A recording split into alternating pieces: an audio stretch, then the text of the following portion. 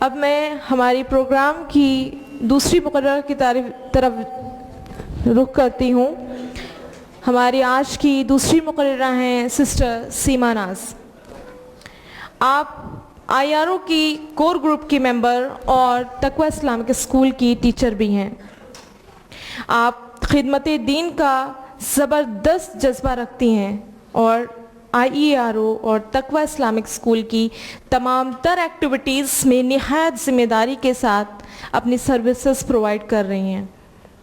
میں اب سسٹر سیما ناز سے گزارش کرتی ہوں کہ وہ آئیں اور اپنے خطبے کا آغاز کریں. سسٹر سیما ناز. نحمدہ ونصلی علی رسولہ الکریم، اما بعد فاعوذ باللہ من الشیطان الرجیم، بسم اللہ الرحمن الرحیم. قل ان صلاتی ونسکی ومحیای ومماتی للہ رب العالمین. بسم اللہ الرحمن الرحیم. رب اشرح لی صدری ویسر لی امری واحلل عقدۃ من لسانی یفقہوا قولی.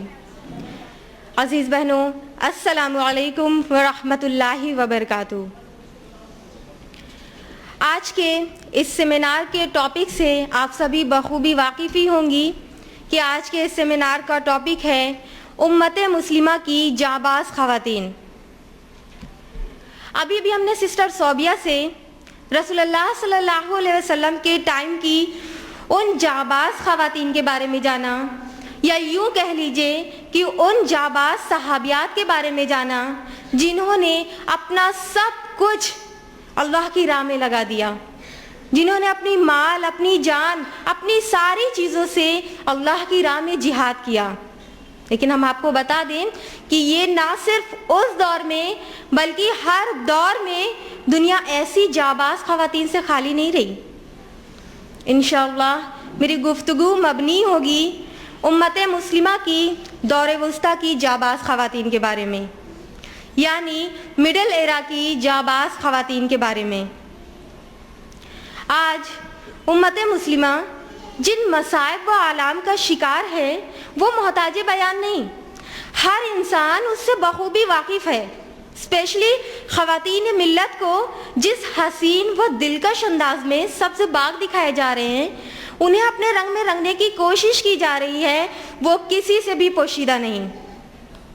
دنیا کے تمام اقوام کی یہ منصوبہ بندی ہے، وہ یہ چاہتے ہیں کہ مسلم خواتین جو کہ ایک انفرادی و امتیازی شان رکھتی ہے، وہ بھی دوسرے قوم کی عورتوں کی طرح اندھی تخلیق کو اپنی زندگی کا شعار بنا لیں اور اسلامی زندگی کو چھوڑ کر عامیانہ اور شوقیانہ زندگی بسر کرنے کی عادی ہو جائیں. اس بات سے کوئی بھی انکار نہیں کر سکتا کہ جب کوئی قوم اپنی ماضی کی تابناک روایتوں کو فراموش کر بیٹھتی ہے تو اس کا زوال شروع ہو جاتا ہے. اور آج امت مسلمہ کچھ ایسے ہی حالات سے گزر رہی ہے.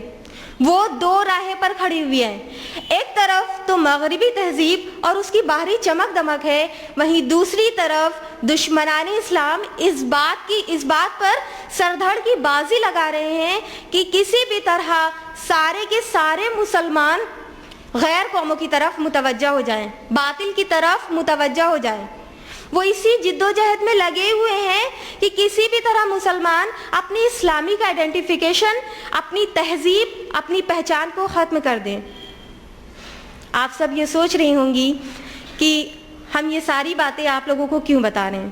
تو ان ساری باتوں کو بتانے کے پیچھے میرا مقصد یہی ہے، چونکہ خواتین قوم کی تعمیر میں ریڑھ کی ہڈی کا رول پلے کرتی ہیں. ریڑھ کی ہڈی جانتے ہیں نا آپ لوگ، ریڑھ کی ہڈی کا مطلب جس کے بغیر جسم کا کوئی تصور بھی نہیں ہے. اور انہی کی آغوش میں قوم اخلاقی، سماجی، معاشرتی اور شخصی صفات کی تربیت پا کر زندگی کے مراحل طے کرتی ہے. اور یہی وجہ ہے کہ دشمنان اسلام کی نظریں مسلم خواتین کو ورغلانے اور ان کے ذہنوں کو مسموم کرنے پر تلی ہوئی ہے، اور آزادی نسواں جیسے پرفریب نعروں کے ذریعے انہیں گمراہ کرنے کی کوشش میں لگی ہوئی ہے. لہٰذا وقت کی نزاکت کو سمجھتے ہوئے سوچا کہ اپنی ماں بہنوں کو آگاہ کیا جائے کہ وہ اپنی انسانی ساز پونجی، اپنے اخلاق و کردار، اپنے ایمان کو تباہ ہونے سے بچائیں۔ محض دنیاوی لالچ یا چند ٹکوں کی لالچ میں آ کر اپنے خزانہ کردار کو گنوا نہ بیٹھیں۔ بس ضرورت ہے کہ ہم سیرت صحابیات، مقصد صحابیات اور ایسی جاباز خواتین کے مجاہدانہ زندگیوں کو مشعل راہ بنائیں کہ جن کو قرآن حکیم نے مؤمنات و صالحات کہہ کے پکارا ہے، جن کے لیے اللہ تعالیٰ نے قرآن مجید میں خوشخبریاں سنائی ہیں۔ اگر ہم تاریخ کے پنے پلٹ کر دیکھیں تو ایسے بہت سارے واقعات، بہت ساری مثالیں ہمارے سامنے موجود ہیں جو ہر دور میں خواتین نے چھوڑے ہیں۔ پیاری بہنوں، آج کا یہ لیکچر دور جدید کی مسلمان خواتین کے لیے، یعنی کہ ہم سبھی کے لیے ایک طرح کی دعوت ہے کہ ہم ان خواتین کی زندگیوں کو مشعل راہ بنائیں کہ جن کے دلوں کو اللہ تعالیٰ نے منور کر دیا اور رہتی دنیا تک اپنے مہک کو ہر طرف پھیلانے والے پھول کی مثال بنا کر رکھ دیا۔ جیسا کہ ہم نے پہلے بھی بتایا کہ انشاءاللہ میری گفتگو مبنی ہوگی مڈل ایرا کی جاباز خواتین کے بارے میں۔ تو جب بات ہو رہی ہو مڈل ایرا کی تو میں ذکر کرنا چاہوں گی حمیدہ بیگم کے بارے میں۔ حمیدہ بیگم، جن کو لوگ آپا حمیدہ بیگم کے نام سے جانتے ہیں۔ حمیدہ بیگم 1914 میں پاکستان کے جیرانوالا علاقے میں پیدا ہوئی۔ حمیدہ بیگم 14ویں صدی ہجری کی ایک ایسی جاباز خاتون تھیں جو کہ ہر معاملے میں ہمارے لیے مثال تھیں۔ وہ قرآن کی یہ آیت جس سے ہم نے اپنی گفتگو کی شروعات بھی کی تھی، جو کہ ہے سورہ انعام سورۃ نمبر 6 آیت نمبر 162 کی، کہ ان صلاتی و نسکی و محیای و مماتی للہ رب العالمین، جس کا ترجمہ ہے کہ بے شک میری نماز، میری تمام عبادات، میرا جینا، میرا مرنا، سب کچھ خالص اس اللہ کے لیے ہے جو تمام جہانوں کا مالک ہے۔ وہ اس آیت کی زندہ تصویر تھیں۔ انہوں نے اپنے اخلاص و کردار، اپنے ایمان، اپنے جوش ایمان کا وہ نمونہ پیش کیا کہ پورے تاریخ انسانی میں ایک بہترین مثال قائم کر دیا۔ انہوں نے اپنا سب کچھ دین کے لیے وقف کر دیا تھا۔ وہ اللہ کے دین کو دوسروں تک پہنچانے کی ہر ممکن کوشش کرتی، یہاں تک کہ انہوں نے اپنی جان تک لگا دیا تھا، جو کہ سب سے قیمتی چیز ہوتی ہے۔ انہوں نے اللہ کے رسول کی سنت پر عمل کرتے ہوئے جو کہ تمام انسانوں پر فرض ہے، وہ ہے دین کا کام، یعنی اللہ کے پیغام کو دوسروں تک پہنچانے کا کام۔ اس کام کے لیے انہوں نے اپنی پوری زندگی اسٹرگل کیا، اور ایسا نہیں ہے کہ اس کام کے لیے انہیں مشقتیں نہیں اٹھانی پڑی، ان کے اوپر تکلیفیں نہیں آئیں، بلکہ ان کی مشقتوں، ان کی تکلیفوں کا تو یہ عالم تھا کہ اگر ہم ان کی جگہ ہوتے تو شاید پہلی ہی آزمائش میں ہمت ہار دیتے۔ وہ ایک ایسی خاتون تھی جنہوں نے دین کے لیے اپنی پوری زندگی وقف کر دیا۔ جب وہ 11 سال کی تھیں تبھی سے وہ بیمار رہنے لگی تھیں، لیکن اس کے باوجود بھی نہ ہی ان کے مطالعے میں، نہ ہی ان کی محنت، نہ ہی ان کے لگن میں کوئی کمی آئی۔ انہوں نے ماڈرن ایجوکیشن کے ساتھ ساتھ قرآن اور سنت کی بھی بہترین تعلیم حاصل کی۔ وہ مولانا مودودی سے اتنی انسپائر تھی کہ 1 سال میں مولانا مودودی کی انہوں نے ساری بک پڑھ ڈالی تھی، اور 1946 میں جماعت کی شعبہ خواتین کی لیڈر بن گئیں۔ 33 سال کی عمر میں ان کا نکاح قاضی حمید اللہ سے ہوا، لیکن ان کی شادی شدہ زندگی صرف 2.5 سالوں کی تھی، یعنی 2.5 سالوں کے بعد ان کے شوہر کی ڈیتھ ہو گئی تھی۔ ایک عورت کے لیے، یا یوں کہہ لیجئے ایک کمزور عورت کے لیے، اس کے شوہر کی وفات کا صدمہ ناقابل برداشت ہوتا ہے، اور بہت سی عورتیں تو اس صدمے کو اپنے سینے سے لگائے گھلتی رہتی ہیں، اپنی جان کو بھی ہلاکان کر لیتی ہیں، لیکن حمیدہ بیگم نے اس صدمے کو نہایت ہی حوصلہ مندی کے ساتھ سہا، اور اللہ کی رضا میں راضی رہتے ہوئے بے پناہ صبر کا مظاہرہ کیا، اور فوراً عدت گزارنے کے فوراً بعد ہی اپنے کام میں پھر سے ایکٹیو ہو گئیں، بلکہ پہلے سے بھی زیادہ جوش جذبے کے ساتھ۔ بچپن سے بیمار رہنے کے باوجود بھی اس کام کی طرف ان کا رجحان بڑھتا ہی جا رہا تھا. اور ایسا نہیں ہے کہ وہ اس کام کے لیے اپنا سب کچھ چھوڑ چھاڑ کے لگی ہوئی تھی، بلکہ اپنی گھریلو ذمہ داریوں کو نبھانے کے ساتھ ساتھ وہ اپنے جماعت کی ذمہ داریوں کو بھی بخوبی نبھا رہی تھیں. نہ صرف اپنے شہروں میں بلکہ دوسرے شہروں میں بھی خواتین سے خط و کتابت کے ذریعے رابطہ قائم کرتی، دوسرے ملکوں دوسرے شہروں کا دورہ کرتی، وہاں پر درس قرآن لیکچرز آرگنائز کرتی. اور یہی نہیں، انہوں نے سماج میں پہلے تیزی سے فحاشی اور عریانی کو دیکھ کر یہ طے کر لیا کہ وہ اس معاملے میں چپ نہیں بیٹھیں گی بلکہ اس کے خلاف جہاد کریں گی. انہوں نے یہ طے کیا کہ جب لوگ قلم کے ذریعے فحاشی کو پھیلا رہے ہیں، گندے گندے آرٹیکلز اور میگزین کے ذریعے برائی کو پھیلا رہے ہیں، تو وہ اسی قلم کے ذریعے حق کو پھیلانے کا کام کریں گی. اور پھر یہیں سے شروع ہوا ان کا جہاد بالقلم.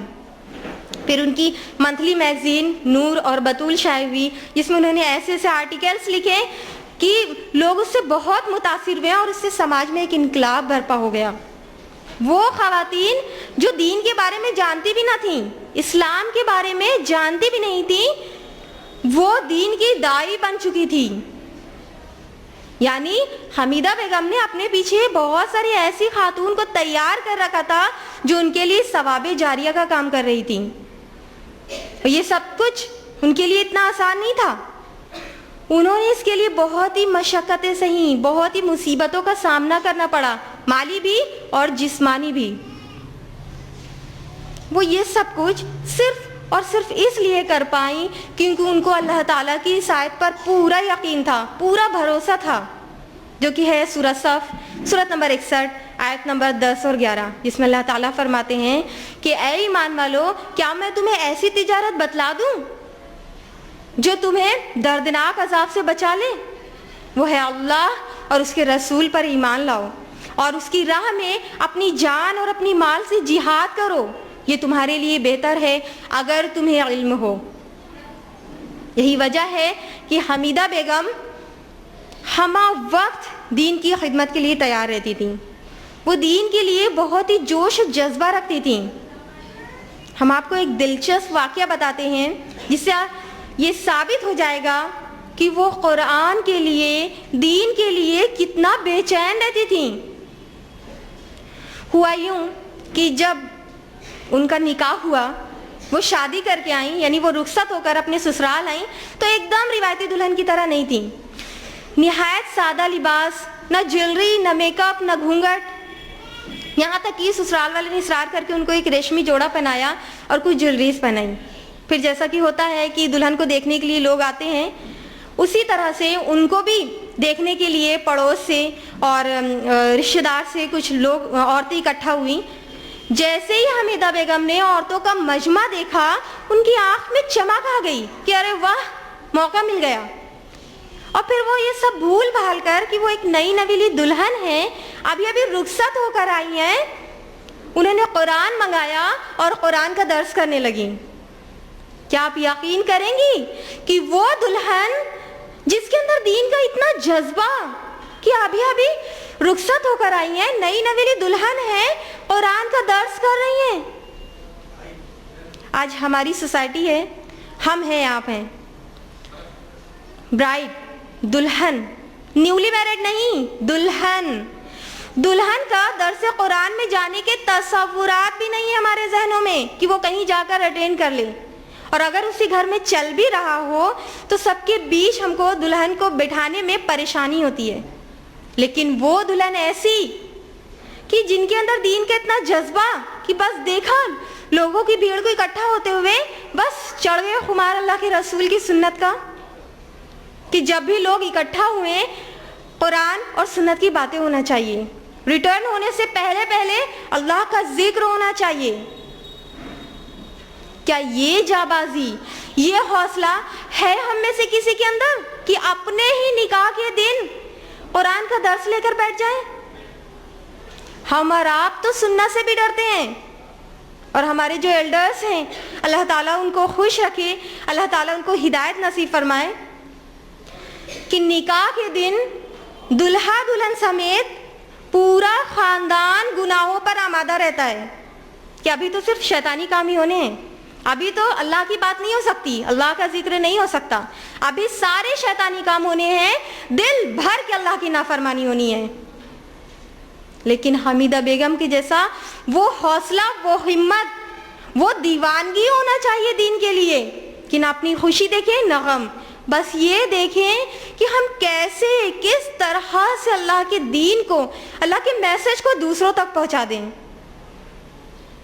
ان کی زندگی کا صرف اور صرف ایک ہی مقصد تھا, وہ تھا اللہ کے دین کی سربلندی, جس کے لیے انہوں نے اپنے جسم, اپنے جان کے آخری قطرے تک کو نچھاور کرنے کا گویا تہیا کر لیا تھا.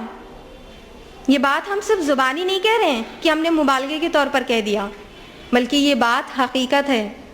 ہم آپ کو ان کی بیماری کے بارے میں بتاتے ہیں کہ اتنی ساری بیماریاں, اتنی تکلیفیں ہونے کے باوجود بھی ان کے دل میں جو دین کا جذبہ تھا وہ کم نہیں ہوا. جب وہ 11 سال کی تھیں تو ان کو ٹی بی کی بیماری ہو گئی تھی, جو کہ کئی سالوں تک تھی. پھر اس کے بعد ان کو ٹائیفائڈ ہو گیا, جس کی وجہ سے وہ اتنی کمزور ہو گئی تھی کہ انہیں ہمیشہ نزلہ, زکام, بخار لگا ہی رہتا تھا. اس کے بعد ان کے اوپر کام کا اتنا پریشر پڑا کہ ہارٹ اٹیک ہو گیا, اور جس کی وجہ سے وہ کئی مہینوں تک بستر پر لگی رہیں. پھر طبیعت کچھ بحال ہوئی تو انہیں ایک نئی بیماری نے آ پکڑا, وہ یہ تھی کہ ان کے پیٹ میں پانی آ گیا تھا, اور وہ اتنا بڑھ گیا تھا کہ انہیں ہاسپٹل جا کر اپنے پیٹ کا پانی نکلوانا پڑا. اور پھر تو یہ بیماری ان کے ساتھ پوری زندگی لگی رہی, کبھی 2 مہینے, کبھی 4 مہینے پر ہاسپٹل جا کر انہیں اپنے پیٹ کا پانی نکلوانا پڑتا. اسی پیٹ میں پانی کی وجہ سے ان کو دوبارہ ہارٹ اٹیک ہوا, جس کے آپریشن کا زخم معلوم ہے آپ کو کتنے سالوں میں بھرا؟ پورے 9 سالوں کی بعد. اور اسی پیٹ میں پانی کی وجہ سے ان کے پیروں, ان کے پورے جسم, اسپیشلی پیٹ میں اتنی سویلنگ رہتی تھی جس کی تکلیف کی شدت کی وجہ سے ان کا ہونٹ نیلا پڑا رہتا تھا. ان کا ایک ایک لمحہ نہایت اذیت میں گزر رہا تھا. نہایت کمزور جسم, بہت سارے پانی کا بوجھ اٹھائے ہوئے, اتنا کہ سانس لینا بھی دشوار تھا. عورتیں اس بات سے بخوبی واقف ہوں گی کہ حمل کے دوران ذرا سے بچے کا بوجھ اٹھا کر چلنا, پھرنا, لیٹنا, بیٹھنا کتنا محال ہوتا ہے. اور کہاں یہ 12 سال کا مسلسل دنوں رات کے 24 گھنٹے ایک مستقل بوجھ کا اٹھانا جس سے نجات کی کوئی امید بھی نہ ہو. ایسے جاباز, ایسے بہادر لوگوں کے بارے میں اللہ تعالیٰ فرماتے ہیں سورہ صف, سورۃ نمبر 61 آیت نمبر 4 میں. اللہ تعالیٰ ایسے لوگوں سے محبت کرتا ہے جو اس کی راہ میں سب بستہ جہاد کرتے ہیں, گویا وہ سیسا پلائی ہوئی دیوار ہیں. حمیدہ بیگم سیسا پلائی ہوئی دیوار ہی کی طرح تو تھیں. کتنی ساری مشقتیں, اتنی تکلیفیں ہونے کے باوجود بھی وہ اپنے مقصد سے ہلی نہیں. اور ان کے صبر کا تو یہ عالم تھا کہ وہ اپنی بیماری کو کسی سے شیئر بھی نہیں کرتی تھیں. اگر کوئی ان کی بیماری کے بارے میں بات بھی کرتا تو اسے ٹال دیتی تھیں, اور اگر کوئی زبردستی کرتا تو اسے تھوڑا ناراض ہو جاتی تھی. ان کے پاس اپنے بیماری کے لیے بات کرنے کا وقت ہی کہاں تھا. وہ تو اپنا ہر لمحہ اللہ کے لیے وقف کر چکی تھیں. ذرا سوچئے کہ ایسی حالات میں بھی ان کا عزم ان کے سامنے وہی مقصد رکھے ہوئے تھا جو ایک مومنہ کا ہونا چاہیے, یعنی اللہ کے دین کی سربلندی. ہم اپنے آپ کو چیک کریں, اپنے اعمال کو چیک کریں کہ اتنی شدید تکلیف تو دور کی بات, اگر ہمیں تھوڑی سی بھی تکلیف ہو جاتی ہے تو ہم اپنی نماز تک کو قضا کر دیتے ہیں. اور جو لوگ نماز کے بہت پابند ہوتے ہوں گے وہ سوچتے ہوں گے کہ کم سے کم سنت تو چھوڑ ہی دیں. ہم یہ نہیں کہہ رہے ہیں کہ اپنے اوپر سختی کیجیے, لیکن ایسی بھی خواتین گزر چکی ہیں اور آج بھی دنیا کے کسی کونے میں موجود ہوں گی جو اتنی تکلیفوں, اتنی مشقتوں کی بعد بھی نہ ہی ان کے عمل میں کوئی کمی آئی اور نہ ہی ان کے دل میں جو دین کا جذبہ تھا وہ پھیکا پڑا. لیکن عام انسانوں کے ساتھ تو یہ ہو ہی جاتا ہے نا کہ ابھی تو اتنی تکلیف ہے, اللہ تعالیٰ معاف کرنے والا ہے, اللہ تعالیٰ تو دیکھ رہا ہے نا, ہمیں تو صرف ارادے پر نیکی مل جائے گی. اور ہم اسی طرح صرف ارادے پر نیکی بٹورنے میں لگے رہتے ہیں، جبکہ اسلامک ہسٹری میں ایسی بھی جاباز خواتین گزر چکی ہیں جنہوں نے اپنا سب کچھ اس لیے لگا دیا دین کے لیے کہ کسی طرح سے بس ان کا رب راضی ہو جائے، بس اللہ راضی ہو جائے۔ اللہ تعالیٰ سورہ بقرہ میں فرماتے ہیں، سورہ بقرہ سورۃ نمبر 2 آیت نمبر 207، وَمِنَ النَّاسِ مَن يَشْرِي نَفْسَهُ ابْتِغَاءَ مَرْضَاتِ اللَّهِ وَاللَّهُ رَءُوفٌ بِالْعِبَادِ۔ اللہ تعالیٰ فرماتے ہیں کہ بعض لوگ ایسے بھی ہیں جو اللہ تعالیٰ کی رضامندی کی طلب میں اپنی جان تک بیچ ڈالتے ہیں۔ اور اسی آیت پر عمل کرتے ہوئے حمیدہ بیگم 14 دسمبر 1973 کو ہمارے بیچ سے رخصت ہو گئی۔ جان دی ہوئی اسی کی تھی، حق تو یہ ہے کہ حق ادا نہ ہوا۔ اب میں ذکر کروں گی ایک ایسی خاتون کے بارے میں جو کہ بہت ہی نیک اور صابرہ خاتون تھی، جن کا کیریکٹر ہر عورت کے لیے قابل عبرت ہے۔ ہم بات کر رہے ہیں محترمہ زینب النساء کی، جو کہ مولانا وحید الدین خان کی والدہ تھیں۔ ان کے 3 بیٹے تھے اور انہوں نے اپنے تینوں بیٹوں کی پرورش اس طرح سے کی تھی کہ وہ لوگ ایک کامیاب انسان بن گئے۔ آف کورس ان کی کامیابی کے پیچھے ان کی والدہ کا ہی ہاتھ تھا کہ جن کی نہایت مشقتوں کے بعد وہ اس مقام تک پہنچے تھے۔ انہوں نے اپنی بچوں کی پرورش کے لیے پوری زندگی اسٹرگل کیا۔ وہ ایک ایسے خاندان سے بلونگ کرتی تھیں جو کہ اس علاقے کے سب سے بڑے زمیندار تھے۔ اتنے بڑے خاندان کے ہونے کے باوجود بھی انہوں نے اپنی پوری زندگی ایک استبل میں گزارا۔ جب ان کے تینوں ہی بیٹے بہت چھوٹے تھے تبھی ان کے شوہر کی ڈیتھ ہو گئی تھی۔ جیسے ہی ان کے شوہر کی ڈیتھ ہوئی، ان کے گھر والوں نے ان کے ساتھ غیروں جیسا رویہ اختیار کر لیا، یہاں تک کہ انہیں جائیداد سے بھی بے دخل کر دیا۔ لیکن اس کے باوجود بھی زینب النساء نے نہ ہی ان کے ساتھ کوئی بحث کیا، نہ ہی ان سے لڑائی جھگڑا کیا، بلکہ چپ چاپ ایک ایسے استبل میں شفٹ ہو گئیں جو کہ گھوڑوں کے لائق بھی نہیں تھا۔ انہوں نے اپنی زندگی میں ایسا وقت بھی، ایسا دور بھی دیکھا کہ اتنے اونچے خاندان کے ہونے کے باوجود بھی نہ ہی ان کے پاس کچھ کھانے کو تھا اور نہ ہی ضروری سامان کو خریدنے کے لیے پیسہ تھا۔ ایسے حالات میں لوگ ان کو طرح طرح کے مشورے دینے لگے۔ کوئی کہتا کہ دوسرا نکاح کر لیں، کوئی کہتا کہ مائکے چلی جائیں، کوئی کہتا کہ اپنی جائیداد کو حاصل کرنے کے لیے مقدمہ کریں۔ لیکن انہوں نے ایسے کوئی بھی مشورہ ماننے سے انکار کر دیا اور ایک جانباز اور اسلامی خاتون کی طرح وقت سے لڑنے کا فیصلہ کر لیا۔ یہ ان کی جانبازی تھی کہ انہوں نے یہ رویہ اختیار کیا۔ یہاں تک کہ ان کے ایک رشتے کے بھائی تھے جو کہ ایک کامیاب وکیل تھے، وہ ان کے پاس اکثر آیا کرتے اور ان سے کہتے ہیں کہ آپ اپنی جائیداد کو حاصل کرنے کے لیے مقدمہ کریں۔ ان کا کہنا تھا کہ آپ صرف دعوے کے پیپر پر سائن کر دیجئے، باقی میں سب دیکھ لوں گا، آپ کو آپ کی جائیداد مل جائے گی۔ لیکن اس کے باوجود بھی وہ کسی بھی قیمت پر مقدمہ کرنے کو تیار نہیں ہوئی، کیونکہ یہی وہ وقت تھا، یہی وہ حالات تھے کہ جس میں پورا کا پورا خاندان مقدمے بازیوں میں الجھ کر کبھی نہ ختم ہونے والی لڑائیوں میں پھنس کر تباہ و برباد ہو جاتا ہے۔ ذرا سوچئے کہ ان کے گھر والوں نے ان کے سامنے جو حالات پیدا کیا تھا، جو ان کے ساتھ زیادتیاں کی تھی، وہ کسی بھی انسان کو اس بات کی طرف دعوت دیتی ہے کہ اپنا حق وصول کرنے کے لیے لڑو۔ لیکن اس کے باوجود بھی انہوں نے نہ ہی اس پر کوئی ایکشن لیا، نہ ہی ان سے بدلہ لیا، اور ان کا یہ طرز عمل، ان کا یہ فیصلہ ان کے بچوں کے لیے بہت فائدہ مند ثابت ہوا، کیونکہ اگر ان بچوں کو زینب النساء جیسی ماں نہ مل کر کوئی ایسی ماں ملی ہوتی جو انہیں اپنے دشمن سے لڑنے کے لیے اکساتی رہتی، تو یقیناً ان بچوں کا ذہن بدلے کے جذبے سے بھرا ہوا ہوتا۔ یہ ہے تربیت، ایسی ہونی چاہیے تربیت۔ لیکن ہم میں سے اکثر لوگ کیا کرتے ہیں؟ ٹٹ فار ٹیٹ، یعنی اگر ہمارے ساتھ کسی نے ایسا کیا ہے تو ہم اسے چھوڑ تھوڑی نہ دیں گے. ہم اپنے لیے اپنے حساب سے چاہے کتنے ہی اچھے اچھے کام کیوں نہ کریں, لیکن اپنے لیے ٹٹ فار ٹیٹ تو ضرور جائز کر لیتے ہیں. لیکن ایسے حالات میں جو قربانیاں دیتے ہیں وہ قربانی اللہ تعالیٰ کی نظر میں کچھ اور ہی ہوتی ہے, وہ الگ ہی ہوتی ہے.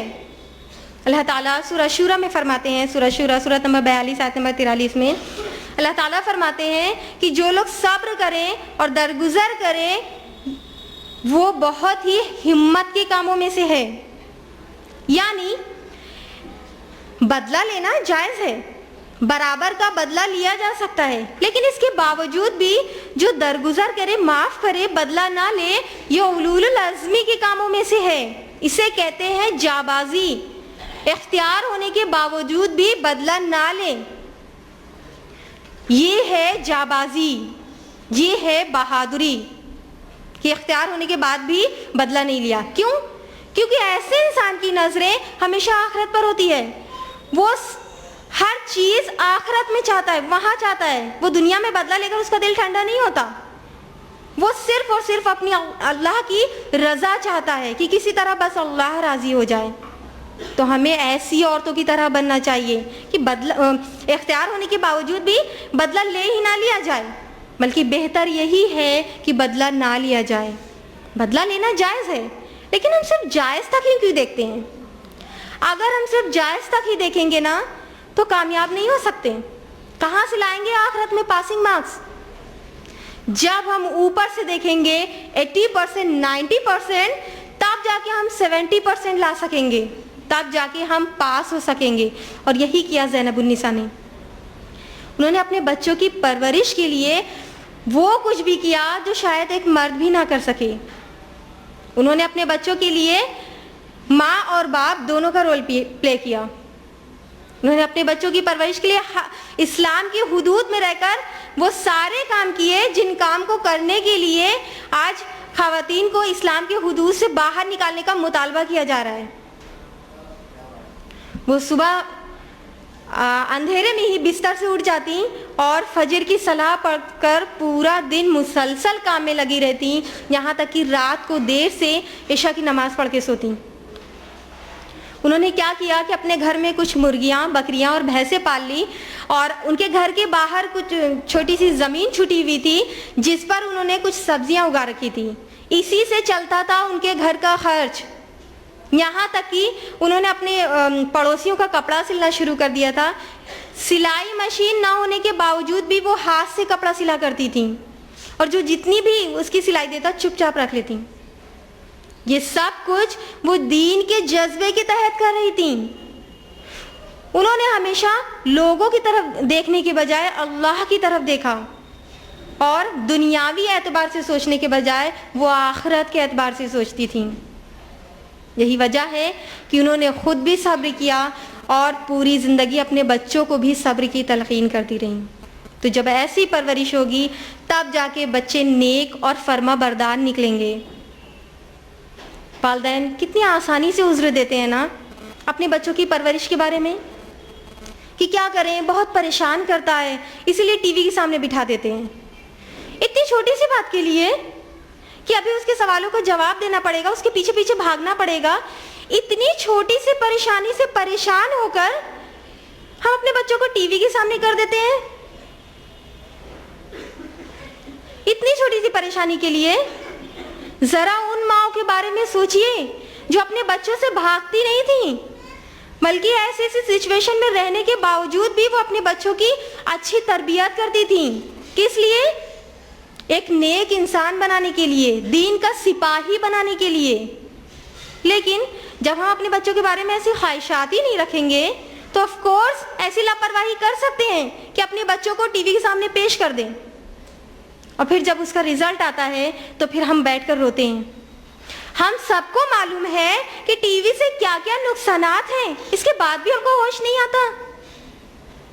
وہ بچے جو کچھ بن گئے ہیں, جنہوں نے بڑے ہو کر کچھ نام کمایا ہے, ان کی ماؤں نے بڑی بڑی قربانیاں دی ہیں. تو جب ہم ایک عورت میں یہ ساری چیزیں دیکھ سکتے ہیں, سن سکتے ہیں, اتنی ساری خوبیاں، تو ہم ان خوبیوں کو اپنے اندر لانے کی کوشش کیوں نہیں کرتے؟ وہ ایک مرد تو تھی نہیں نا زینب النساء، وہ بھی تو ایک عورت تھی نا کہ ہم کہیں کہ مرد کے اندر زیادہ طاقت ہوتی ہے۔ تو ایسی عورتوں کو دیکھ کر ہم اپنے اندر فرق لائیں اور ہر سچویشن کو فیس کرنے کے لیے اپنے آپ کو تیار کریں، تب جا کر یقیناً یہ بہت ہی ہمت کے کاموں میں سے ہے، جانبازی کے کاموں میں سے ہے۔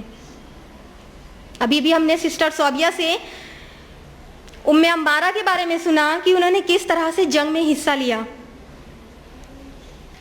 لیکن وہ وقت چلا نہیں گیا۔ اللہ تعالیٰ ہر دور میں اپنے ایسے کسی نہ کسی بندے بندیوں کو بھیجتے رہتے ہیں جو اوروں کے لیے قابل عبرت ہو۔ تو اگر اب بھی ہم نے عبرت نہیں لیا تو کیا لیا؟ اگر ہمارا یہ سننا سنانا کسی مقصد کے تحت نہیں رہا تو کیا فائدہ؟ ہم اور آپ آج ابھی اسی وقت یہ طے کر لیں، اپنے آپ کو تیار کر لیں، اپنے کو اپنے رب کے لیے خرچ کرنے کے لیے۔ ہم اپنے آپ کو اپنے رب کے لیے خرچ کریں، اپنا سب کچھ، اپنا مال، اپنی صلاحیتیں، اپنی انرجی، اور ضرورت پڑے تو اپنی جان تک کو لگا دیں۔ لیکن ہم تو اپنی زندگی میں مگن ہیں، ہم تو اپنے عیش و عشرت میں چور ہیں۔ ہم دنیا کمانے والوں کو، دولت کمانے والوں کو تو خوب کوآپریشن کرتے ہیں، لیکن آخرت کمانے والوں کو اپنا کوآپریشن بھی نہیں دے سکتے۔ اگر ہماری بہن، ہماری دیورانی یا ہماری بہو 20-30 ہزار روپے کمانے جا رہی ہے تو ہم اسے خوب کوآپریٹ کریں گے، اس کے واپس آنے کے بعد اسے چائے بھی دیں گے، اس کا پیر بھی دبائیں گے۔ لیکن اگر ہماری بیٹی دین کمانے جا رہی ہے، قرآن پھیلانے جا رہی ہے، تو خود تو جا نہیں رہے، کیا اسے کوآپریٹ بھی نہیں کر سکتے؟ جب قربانیاں دی جاتی ہے تب دین کا پرچم لہراتا ہے۔ اور یہ جو جنت ہے نا، یہ سختیوں سے گھری ہوئی ہے، ہمیں اتنی آسانی سے ایسے ہی پھولوں کے سیج پر لیٹے لیٹے نہیں مل جائے گی۔ تو ہم اپنی پرائیورٹیز کو چیک کریں کہ ہم دنیا کمانے کے لیے، دولت کمانے کے لیے کتنی جد و جہد کر رہے ہیں، کتنے ایڈجسٹمنٹ کر رہے ہیں، اور اللہ کے لیے کتنا کر رہے ہیں، آخرت کے لیے کتنا کر رہے ہیں۔ یہ جو ہمارا مال ہے، ہمارا پورا جسم ہے، ہماری جان ہے، ہمارے بڑے بڑے مکان ہیں، یہ سب اللہ کا دیا ہوا ہے۔ تو جب ہم ان ساری چیزوں کو اللہ کی راہ میں لگائیں گے، اللہ کے لیے خرچ کریں گے، تب جا کر ہماری آخرت سنورے گی، تب جا کر ہم اللہ کے رضوان کے مستحق بنیں گے۔ اللہ تعالیٰ سے دعا ہے کہ اللہ تعالیٰ ہم سب کو صحت اور تندرستی بخشے، اور اپنے دین کی خدمات و اشاعت کے لیے زیادہ سے زیادہ موقع اور ہمت بخشے، آمین۔ وآخر دعوانا ان الحمدللہ رب العالمین۔ جزاک اللہ خیرہ بیان سسٹر سیما۔ الحمدللہ آج سسٹر سیما ناز سے ہم نے بہت ہی خاص بات جانی کہ ایک مجاہدہ کی زندگی میں مصیبت و عالم کوئی معنی نہیں رکھتی، وہ ہر حال میں اللہ کی رضا میں راضی رہ کر صبر و استقامت سے ڈٹی رہتی ہے۔